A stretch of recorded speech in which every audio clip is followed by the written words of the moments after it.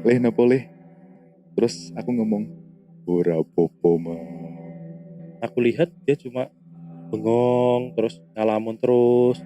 Tiba-tiba tambah merinding gitu loh suasana toko. Kita hidup berdampingan dengan makhluk tak kasat mata. Bersama saya, Dea, akan berbagi cerita.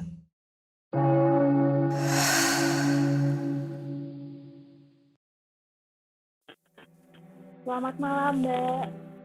Selamat malam.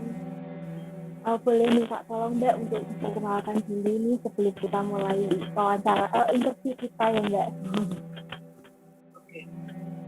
Jadi di sini nama saya Dewi. Kerja dulu kerja di hutan kopi and resti, jadi barista.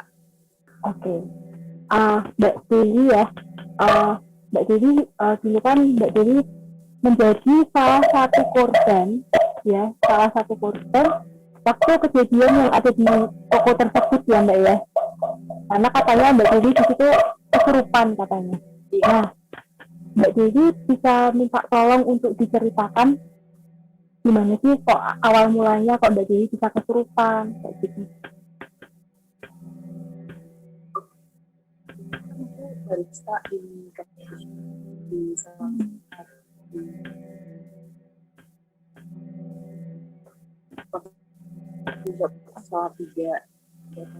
Itu coffee shopnya tuh isinya ada dua dua kerjaan gitu loh. Jadi ada bed sama coffee shopnya tuh satu owner gitu, jadi digabung jadi satu toko. Waktu itu tuh kebetulan sebelum kejadian tuh aku lagi gak enak badan kan, nggak tahu itu karena apa, karena lagi dapet atau karena emang gak enak badan, nggak tahu sih. Terus pas malam sekitar jam berapa ya, jam 8 sampai jam 9 gitu lah, itu tuh aku lagi ngejualin salah satu customer gitu, suruh bikinin pokoknya yang ada di menu gitu. Dia bilang ke aku, Mbak pesen ini ya, oh iya mas, bentar ya, bilang gitu. Tuh waktu aku mau bikinin itu tuh aku kayak ngerasa udah, aduh nih mau muntah nih, udah mual, nggak enak nih, nggak bisa dilanjut gitu. Terus akhirnya aku minta izin sama customernya, mas bentar ya aku ke belakang dulu. Dan aku tuh pengen kayak nenangin diri dulu gitu, nggak tahu karena apa, pengen muntah gitu kan, makanya aku suruh ke kamar mandi. Terus udah pas aku mau ke kamar mandi itu ada salah satu teman aku, dia tuh istrinya kepala toko, namanya Mbak Ines. Nah dia tuh Mbak Ines tuh udah feeling kalau aku tuh kayak gak enak badan gitu kan. Terus dia ngikutin aku ke kamar mandi. Habis itu dia tuh nggak tahu kenapa langsung peluk aku kan. Aku juga kayaknya langsung langsung aku respect ke dia, langsung ngelit gitu, nggak tahu kenapa aku dikasih feeling buat nangis waktu itu. Aku nangis sejadi-jadinya ngeliat dia. Terus dia Mbak Ikas tuh langsung inisiatif ngubungin suaminya yang kepala toko di situ kan. Terus habis itu aku kayak ayo nangis gitu loh, nggak tahu yang bisikin tuh siapa, nggak ngerti, pokoknya tuh aku nangis gitu. Udah yang lain pada masuk ke kamar mandi nolongin aku, itu nggak tahu customer gimana tuh yang bikinin kopi siapa nggak tahu. Terus habis itu si Mbak itu bilang, Dewi ini nangis nggak tahu kenapa, ini masukan nih gitu kan. Sebenarnya bukan kesulitan gitu sih yang aku rasain tuh, kayak bukan kesulitan, lebih feeling gitu loh, kayak si makhluk halus ini yang ngeganggu tuh nggak ngerti siapa anjir. Tapi tiba-tiba ada gitu ya. Ada Kayak tiba-tiba aja gitu perasaannya. loh, kayak di hari itu. Oke. Terus ini aku dikasih perasaan kayak gitu, kayak ada yang bisikin gitu loh kak, nggak ngerti. Aneh banget, katanya tuh hari itu hari-hari bener serem banget, parah. Terus Terus abis sudah semuanya pada nolongin kan, sialnya ini apa, aku tuh kayak nggak tahu siapa-siapanya gitu loh yang nolong. Terus aku inget banget waktu itu bosnya kan datang di situ, ownernya harus datang, dia nolongin aku, dia kan kayak pinter babat gitu kan. Terus udah aku diginiin gitu loh, pokoknya tengkuk lehernya tuh kayak ditarik dari bawah ke atas. Itu yang aku rasain tuh ya, ada sesuatu di leher naik gitu loh kak, naik gitu nggak tahu apaan, naik gitu tiba-tiba aku batuk, udah kayak mau muntah tapi muntah angin gitu loh, nggak ada. Jadi nggak ada yang mau dikeluarin gitu ya. Kayak apa ya, batu lah intinya, batu di sini nggak tahu, nggak ada batu. Udah selesai akhirnya aku ditenangin, aku dibawa ke sofa, aku lupa sih, nggak tahu. Oh, dibawa ke sofa, habis itu ditenangin juga kan, udah gitu kan, udah Dewi, aku sebenarnya dipanggil Iwet juga bisa gitu, jadi mereka panggilnya Iwet. Nah, habis itu tuh aku dibikinin, oh enggak belum, aku minta air putih sebotol yang sebenarnya lambung 600 ml apa, itu aku minta air putih sedikit, bener-bener air putih dikasih sedotan botol loh, aqua, itu aku sedot langsung habis, beneran sekali sedot langsung habis tanpa napas, sumpah itu bener aneh banget, udah kan habis, mereka nggak ada yang sadar. Terus habis itu aku dibikinin teh panas sama almond. Itu kan di coffee shopnya kan airnya itu kan khusus, airnya tuh khusus di setting 93 derajat, itu panas banget asli. Nah, aku dibikinin teh dari air itu kan panas banget dong. Kalau langsung diminum kan pasti mulutnya langsung melepuh. Itu bener-bener aku minum, nggak sadar itu panas apa enggak, pokoknya aku minum, udah itu habis setengah panas loh, itu aku minum habis setengah, udah mereka langsung kaget loh, kok ini gitu, kenapa nih ada setengah. Terus waktu itu aku inget banget, habis minum itu aku tuh aku melihat pegawai di situ, pegawai setnya itu kan ada yang cewek, nah itu yang bawa setan itu. Terus aku ngeliat dia tuh bener-bener jengkelnya minta ampun, nggak ngerti kenapa, padahal itu nggak ada masalah sama sekali. Itu aku ngeliat dia tuh bener-bener jengkel, pengen mukulin, pengen ngapain.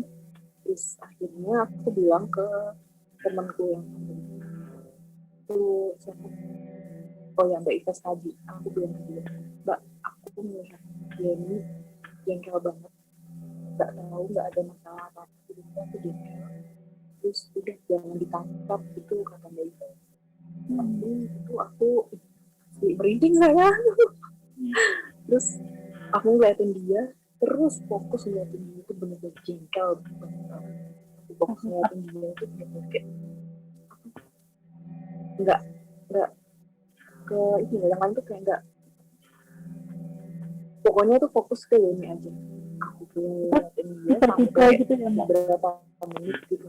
Setelah itu gimana? Perasaan jengkelnya tuh tiba-tiba gitu ya. Jadi dari Mbak Dewi sedih, terus Mbak Dewi marah, tiba-tiba Mbak Dewi jengkel, Tiba-tiba di luar kesadaran Mbak Dewi. iya. Sebelumnya sadar sih, makanya aku bilang ke Mbak Ives, tapi nggak tahu itu kayak diberi kamu jengkel sama dia gitu loh. Terus akhirnya aku jengkel ke dia tuh, aku ngeliatin dia beberapa menit, akhirnya tuh lampu di atas dia tuh langsung pecah gitu aja, nggak tahu, langsung mati. Dan itu tuh yang mati cuma lampu di atas dia doang, 2 biji. Aku langsung langsung kayak apa, ini kenapa gitu loh, kayak tadi ngapain gitu.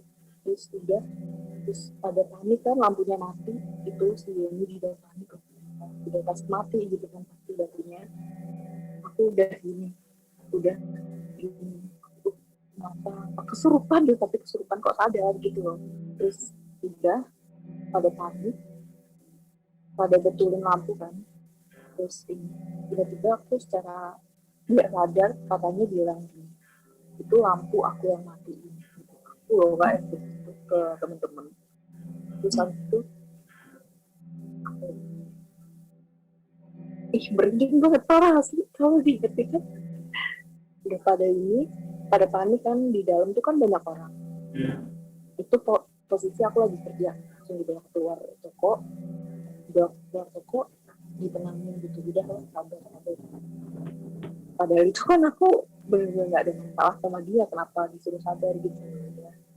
Terus akhirnya si Yeni nggak boleh keluar, nggak boleh ketemu aku dulu. Nggak ngerti juga sih itu masalahnya gimana, intinya tuh kenapa aku yang diserang gitu loh, kenapa nggak yang lain gitu, apalagi nggak enak badan atau lagi gitu. Aneh ya, pokoknya kejadian malam itu. Ada efeknya nggak sih Mbak Dewi setelah kejadian itu? Setelah waktu itu kan Mbak Dewi kemasukan itu ya, diganggu sama makhluk-makhluk. Terus setelah kejadian itu apa ada efek-efek gitu nggak Mbak? Misalnya di dalam toko waktu Mbak Dewi bekerja itu kayak ada yang ganggu, atau perasaan jengkelnya ke siapa tadi, ke Yeni itu kayak melekat gitu atau gimana Mbak? Sebenarnya waktu habis kejadian itu aku kan langsung dibawa ke rumah ownernya karena kemalaman kan, jadi aku nggak dibolehin pulang dulu. Terus karena takut juga kan, takut ada apa-apa, akhirnya aku dibawa ke rumah ownernya, aku ditenangin gitu. Itu bener-bener aku nggak bisa tidur, padahal itu udah disuruh tidur. Itu sumpah sih asli masih takut banget. Terus akhirnya udah ditenangin gitu, udah selesai tuh kejadian itu. Terus pas hari-hari berikutnya pas lagi kerja bareng gitu, ada kejadian aneh tuh, apa ya, intinya tuh setiap kali ngomongin ini di toko tuh, apa ya, ya suasananya tuh jadi mencekam gitu, padahal ini tuh kejadian udah beberapa hari yang lalu gitu, tapi kalau diomongin tuh pasti mencekam. Dan intinya kayak penghuni situ tuh kayak nggak suka gitu kalau diomongin. Terus nggak cuman di kerjaan nih, aku di rumah juga mimpiin si itu mbak-mbak yang mengganggu.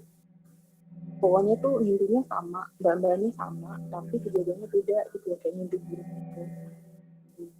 Jadi Mbak Dewi waktu diganggu itu Mbak Dewi lihat sosoknya gitu, atau tiba-tiba aja Diganggu, feeling? pas diganggu itu aku nggak ngeliat sih, cuman pas apa ya, pokoknya pas lihat Yeni, tapi bukan di malam itu.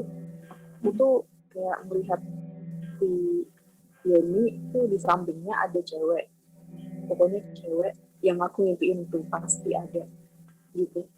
Makanya aku tahu si cewek itu yang ngeganggu gitu.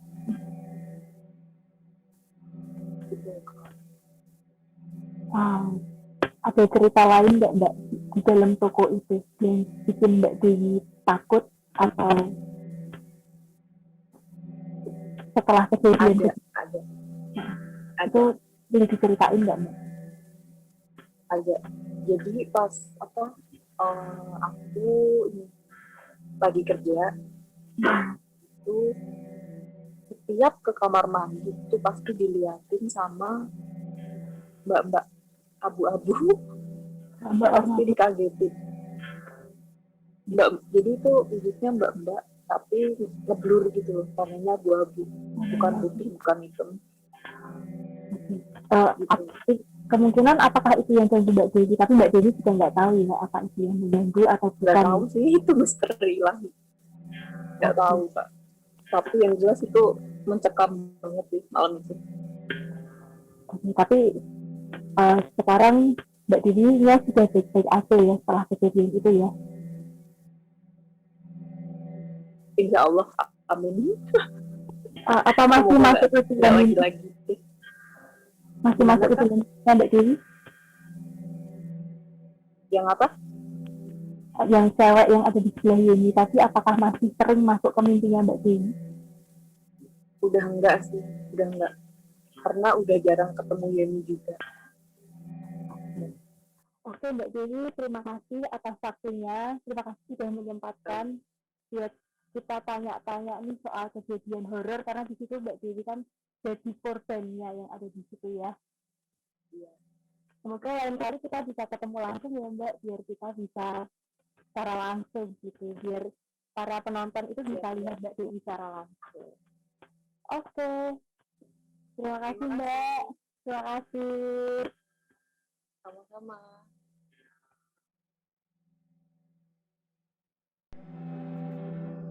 Malam ini kita juga kedatangan 2 saksi yang tadi sudah diceritakan oleh Mbak Dewi. Kedua saksi ini mengetahui secara langsung kejadian mistis yang sudah diceritakan oleh Mas Falih dan Mas Tera. Silahkan Mas dan Mbak.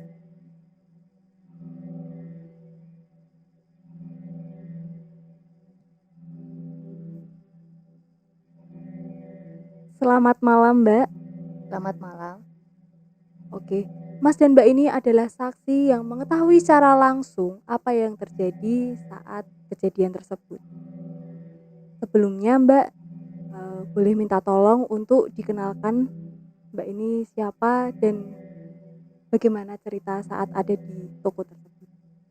Saya Ives, saya istri dari Mas Wira, kepala toko di toko tersebut.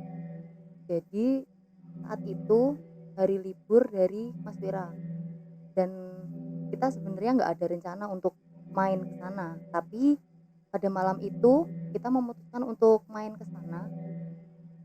Tapi setelah kita membuka pintu, itu memang suasananya kurang nyaman sih sebenarnya. Jadi kayak agak gerah iya, nggak nyaman iya, vibes-nya kurang menyenangkan. Saya masuk, saya memberi salam sama anak-anak yang ada di sana, tapi saya fokusnya itu langsung ke Dewi karena saya ngelihat mungkin dari raut wajahnya, dari sikapnya itu udah kayak ini kenapa, anak ini kenapa. Udah saya nyoba tanya sama dia. Saya ngelihat beberapa anak di sana itu Yemi terutama. Dia kayak ya, tapi wajahnya tuh kayak nggak kayak Yemi yang biasanya. Saya balik fokus ke Iwet yang dari awal memang Mbak Dewi yang memang dari awal udah menarik perhatian. Saya tanya, kamu kenapa? Nggak apa-apa, aku ora apa-apa mbak. Saya masih tunggu. Saya coba ngalihin dengan ngomong yang lain, bahas yang lain. Dia juga masih, kenapa Wat? Nggak apa-apa mbak. Tiba-tiba Dewi ini mukanya merah, lari ke kamar mandi. Yang itu cuman saya yang ngikutin ke kamar mandi. Itu saya panik karena di kamar mandi itu dia mau nangis iya, mukanya merah, terus tiba-tiba kayak mau muntah-muntah. Di situ saya panik, saya langsung telepon Wira yang dia lagi di depan. Wira tolong, ini si Dewi kesurupan. Saya langsung teriak-teriak kayak gitu karena Dewi udah kayak nggak normal, nggak kayak biasanya. Aku bilang kayak gitu. Terus saya bawa dia keluar, udah saya tenangin.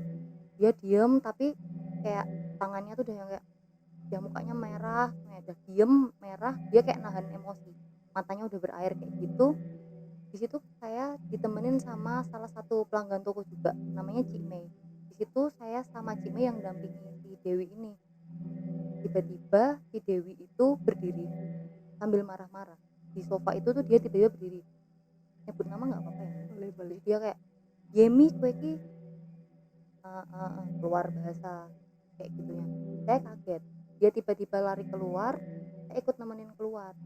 Di situ tuh dia tiba-tiba yang kayak nafasnya tuh kayak gitu-gitu, terus tangannya dia kayak gini-gini.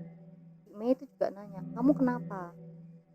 Gak tahu, aku tuh rasanya kayak mau marah, tapi ini nggak tahu aku kenapa, ini kenapa. Dia tuh juga bingung kenapa. Saya juga nanyain di situ, Wot kamu nggak apa-apa toh, kue rak popo toh. Itu tangannya posisinya saya megang, itu tangannya tuh dia kayak panasnya nggak lazim lah panas. Wot fokus, itu dia pandangannya kosong, dia tuh matanya kayak marah, matanya berair, tapi dia tuh kayak pandangannya kosong aja. Dia kayak yang buat fokus, ojo sampai kosong. Dia sampai yang masih diem. Aku jengkel, aku ini. Nah dia tuh di situ kayak emosinya tuh kayak tertahan. Nah di situ saya tuh nggak tahu kenapa.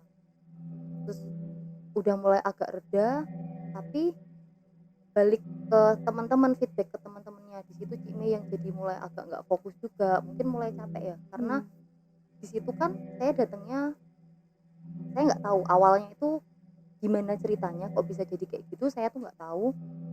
Cimenya juga tiba-tiba lemes, saya di situ ikut panik dia tiba-tiba ngeblank aja, saya ikut ngeblank di situ. Udah begitu di situ udah rasanya kondusif, itu kan Wira sempat pergi sama Mas Mei keluar ya, itu udah balik nggak lama kita mutusin untuk pulang. Malamnya itu saya mimpi si Mbak Yemi ini itu duduknya di meja yang pojok sendiri, etalase yang pojok sendiri, dia duduk di mimpi saya tuh di belakangnya dia itu kayak ada orang, rambutnya itu saya nggak ngelihat wajahnya ya, jadi di rambutnya itu tuh kayak dia gimbal itu loh, jadi kayak rambutnya maubuk gitu, saya nggak tahu, tapi itu ada di belakangnya Yemi, jadi kayak di belakangnya Yemi. Saya sempat tanya sama Mas Mei juga, cerita sama beberapa lah, ada saya tanya itu apa ya, tapi ya sampai sekarang saya nggak berani untuk nyari tahu itu apa, karena jujur saya takut. Soalnya saya tuh jadi mikir ini apa ada hubungannya juga ya, saya takutnya nanti kebawa sampai ke rumah, karena saya juga ada anak kecil yang bisa dibilang sensitif juga, takutnya ntar sampai ke rumah tuh. Tapi ceritanya Mbak Ives itu relate dengan apa yang diceritakan Mbak Dewi. Jadi tadi Mbak Dewi itu menceritakan kalau Mbak Dewi juga kebawa mimpi. Mimpinya hampir sama. Jadi ada Yemi lagi duduk, terus di belakangnya atau di sebelahnya itu ada cewek, tapi Mbak Dewi nggak mau mendeskripsikan ceweknya seperti apa. Jadi sama-sama masuk ke dalam mimpi. Nah tapi saya merinding. Tapi Mbak, waktu Mbak Ives masih di dalam toko, itu Mbak Ives merasakan ada hal-hal aneh apa lagi waktu Mbak Dewinya itu kesurupan? Lebih jadi kayak sempet itu kan Mas Wira pulang ya sama Mas Mei waktu itu mau ngambil gagang lampu, karena sebelumnya itu ada insiden lampu mati. Nah itu lampu matinya karena apa Mbak? Itu kurang tahu, karena soal itu tiba-tiba mati lampu, kita panik lagi, udah ada masalah itu, ketambahan lampu mati, itu bener-bener vibe-nya nggak enak sih sebenarnya di situ. Kalau dari cerita, saya tahu Mbak Ives ini adalah orang yang peka. Ya, kalau apa yang Mbak Ives rasakan saat Mbak Ives nemenin Dewi waktu Dewi ke belakang, kan Dewi nangis katanya dan dia mau muntah-muntah katanya waktu itu. Itu yang Mbak Ives rasakan itu seperti apa? Di kamar mandi jadi kayak terasa pengap, jadi kayak ikut sesek, jadi kayak nggak usah Dewi bilang aku gini, itu sebenarnya saya juga ngerasain, tapi posisinya di situ kan apa ya, di situ saya masih berpikir positif lah, saya nemenin ini di sini, jangan sampai saya ikut vibe yang lagi dirasain sama si Dewi, takutnya nanti sama-sama chaos atau gimana, kan saya juga takut sebenarnya. Cuman di situ saya masih positive thinking, daripada nanti ada apa-apa, makanya saya langsung telepon itu si Wira. Si Dewi gini gini gini gini gini. Makanya saya langsung kayak ya intinya mengalihkan lah dari pikiran-pikiran yang kayak gitu, karena saya sendiri juga karena saya agak sensitif, takutnya saya kebawa juga.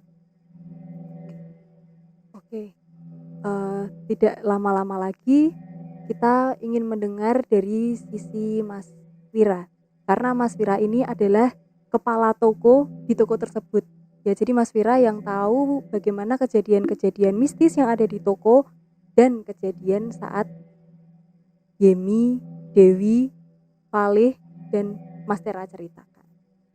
Oke, Mas Wira, Boleh saya mulai ya Mbak ya? silahkan Mas.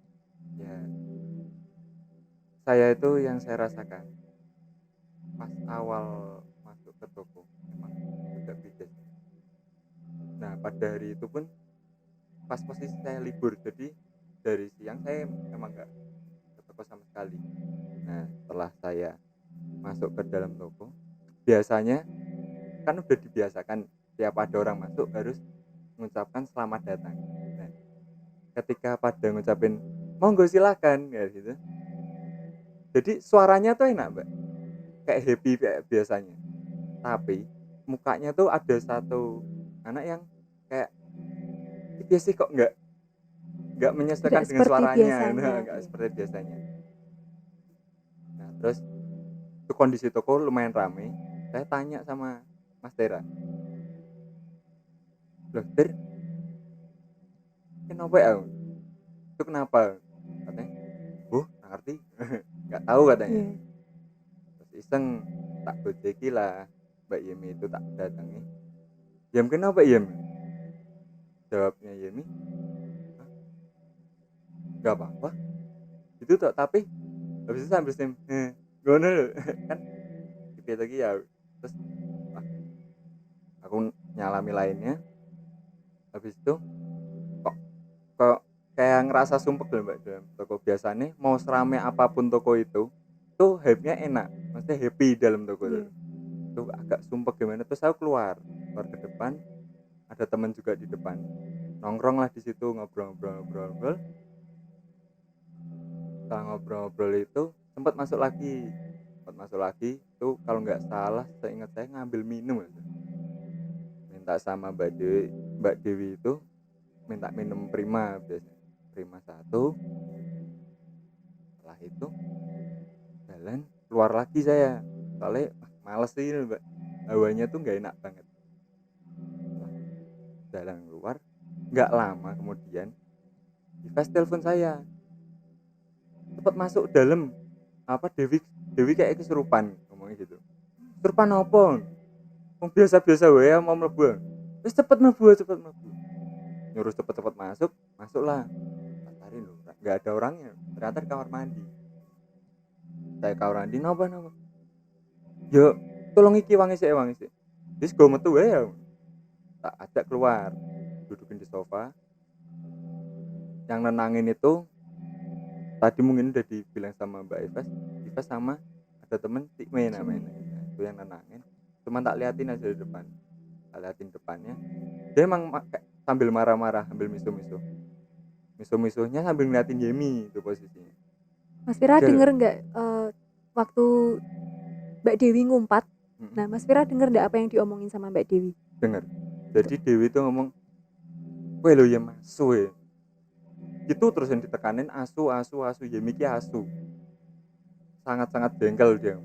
Jadi asu itu adalah umpatan dalam bahasa Jawa yang artinya itu adalah anjing. Ya, betul sekali. Dia kasarannya kayak anjing kamu Yem, anjing kayak. Cuman mukanya tuh merah, ambil emosi. Nah, pada saat itu udah aku mikirnya, oh lah tenangin lah. Aku datengin ke Yemi itu biasanya kalau ada apa-apa dia langsung berdiri ngapain terus sibuk sendiri.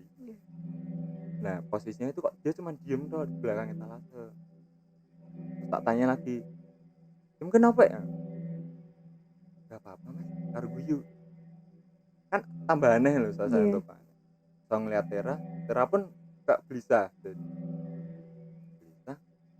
Datang pelanggan lagi rame, tambah rame toko, tapi suasananya nggak enak.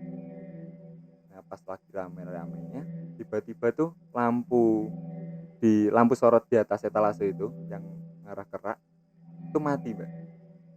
Dan ketika lampu mati itu spontan saya kan ngeliat Yemi tuh senyum loh. Nah anehnya tuh di situ. Terus aku ngeliatin Dewi tuh. Dewi ngumpat lagi ke Yemi. Nah pas posisi itu pikirku coba tak saklare tak nyalain, tak hidupin, tak matiin, tetap nggak nganu. Kayak kalau misal beranggapannya kayak lampu putus dulu, Mbak. Tapi serentak semuanya kayak satu saluran saklar kayak mati total. Dan matinya kayak tetep nggak langsung kayak mati lampu mati listrik gitu, enggak. Tapi kayak ada sengaja dimatiin gitu ya. Kayak ada yang mainin gimana kayak gitu kasarannya. Sama tadi senyumnya itu kan agak iya toh, maksudnya itu di Yemi ini Iya. bukan Yemi yang tak. Padahal seharusnya kalau waktu mati ada kejadian yang mati lampu yang kita nggak tahu, itu biasanya Yemi itu orangnya Langsung sigap sigap dan banget. panik pasti ya. Panik. Iki apa? Nah ini kok cuman duduk ngeliatin sambil senyum, aneh ya. Nah, langsung wah. Nah habis itu saya nyamperin Mas Mei. Mas lampunya mati gimana? Terus jajal saklarnya, udah coba saklarnya, udah tetap nggak bisa. Terus Mas Mei cuma diem. Aku nyamperin temen lagi tuh, temen situ tanya, dan itu pelanggan juga dia, salah satu pelanggan. Apa tuh Mas? Kok kayak apa Mbak Dewi di apa pojok kene kono kenapa? Terus dikerubuti wong. Ora apa-apa masuk angin. Nah, bilang gitu, Mas kan menenangkan biar enggak pelanggan enggak kebawa nganu tuh suasana situ. Ya. Terus karena lampu mati aku berpikiran di rumah kan ada senggrek lampu tuh. Nah, aku ngajak Mas Mei. Mas, dimuk senggrek lampu ning omah yo. Tuh, Mas Mei. Yo. Tapi sedelok yo tak gawe teh. Nah, posisi itu Mas Mei bikinin teh Dewi ya salah. Saya ingat tuh untuk Dewi itu bikinin teh untuk Dewi, dan itu tuh panas banget Mbak. Panas kayak itu langsung sama Dewi tuh diminum dan habis tuh. Keren banget itu. Nah habis itu tuh Mbak, aku berangkat sama Mas Mei. Biasanya Mas Mei kalau tak boncengin naik motor tuh ngobrol. Ini cuma diem, perjalanan tuh diem. Pas posisi udah ambil sanggrek di rumah, balik lagi ke toko, iseng aku tanya, kok diem aja apa tuh Mas? Tak apa-apa wir, boleh kontol. Ngomongnya gitu, nyari temen. Boleh konsolnya siapa? Agak bingung. Terus udah sampai toko, tetap masuk toko tuh hawanya tambah nggak enak banget, tambah surem kalau bilang, karena mungkin bisa jadi karena lampunya mati juga, yang bagian lampu sorot, karena itu penerangan yang paling terang menurutku di situ, jadi ngefek banget kan. Tambah udah pas jam tutup toko langsung tutup itu toko. Biasanya kan kita ada nyantai dulu, ngobrol-ngobrol, nongkrong dulu, kayak nggak terbatas jam. Nah ini udah langsung tutup pelanggan nih habis bagian dia kepaksa pulang tuh, padahal minumnya dia ngopi itu belum habis, paksa pulang. Setelah itu saya Mas tak izin balik ya, soalnya anak saya di rumah sendiri sama mbahnya, katanya belum tidur, kasihan udah malam jam 11-an mungkin, setengah 12. Saya izin pulang, saya ngomong rapopo Mas Bali ya, rapopo Bali wae ya ono sasalian juga. Oh iya ya. Saya pulang ya. Yang hari itu yang gak enak banget dari hari sebelumnya yang saya rasain. Jadi Mas Vira nggak ikut waktu Mas Paleh dan Mas Tera waktu kejadian itu. Mas Vira nggak ikut ya waktu pelepasannya si Yemi. Nah, tapi Mas Vira ini kan sudah tahu keadaan toko itu seperti apa kan, karena Mas Vira kan kerja di situ juga ya. Nah, bedanya yang Mas Vira rasakan saat kejadian Yemi Dan setelah kejadiannya Yemi, itu ada nggak Mas perbedaannya? hari Perbedaan itu suasananya. sama besoknya gitu Iya. maksudnya. Beda banget. Jadi pas hari itu ya yang saya bilang tadi, masuk toko pun suaranya tok yang enak. Tapi mukanya nggak enak banget. Padahal kondisi toko ramai. Gitu, oh ya mungkin. Terus saya muter-muter toko, emang suasananya kayak jadi singup mencengkap dulu, Mbak. Ini kenapa kok terus banyak-banyak. Kadang kan saya juga bisa ngeliat kayak dari buntut mata sini loh, Mbak. Iya. Nah, itu kayak ada kayak selewat. Oh, jadi lebih banyak yang mengganggu di situ ya? Kayak Atau mungkin halusinasi, aku mikirnya halusinasi, positif, berpikir positif. Pas besoknya, minggunya kan saya masuk. Besok hari minggunya saya masuk, hawannya enak-enak aja, Mbak. Cuman mungkin kayak masih kepikiran kemarin karena lampunya belum bisa nyala juga, itu kan baru manggil teknik pagi harinya kan. Itu kayak masih kayak kebawa suasana sih. Cuman tambah hari. Dan besoknya pun Yemi pun beda kayak sebelumnya. Udah bisa senyum lagi. Terus tak tanyain, "Kowe ingin apa?" Kurang ngerti, Mas. Dia bilang dia nggak tahu dirinya sendiri kemarin tuh ngapa. jadi Yeminya sendiri dia nggak sadar dengan apa yang terjadi hari itu Iya. ya? Dia mikir kayak cuman berpikirnya ya jualan biasa. Ya tak terangin kayak gini ini, dia nggak percaya pelan sama yang tak ceritain pas kemarin, kamu tuh ngapain aja gini. Pas apalagi mati lampu yang biasanya dia sibuk sendiri, panik sendiri, nyari sesuatu apalah, itu cuman diem duduk sambil senyum kan aneh loh. Terus senyumnya kalau dibayangin itu mengerikan. Oke, kita sudah mendengarkan cerita dari 2 saksi waktu kejadian itu. Kita masih ada beberapa saksi dan ada satu yang menjadi pusat dari kemistisannya, yaitu Yemi. Jangan lupa untuk subscribe dan nyalakan loncengnya. Jangan lupa untuk di-like juga supaya tidak ketinggalan video kita yang selanjutnya, karena setelah ini kita masih ada saksi-saksi, yaitu Mas Mei dan juga pelakunya sendiri, yaitu Yemi. Di sini kita berbagi cerita dan pengalaman. Tetap waspada, mereka ada di sekitar kita. Tetap di Unfocus.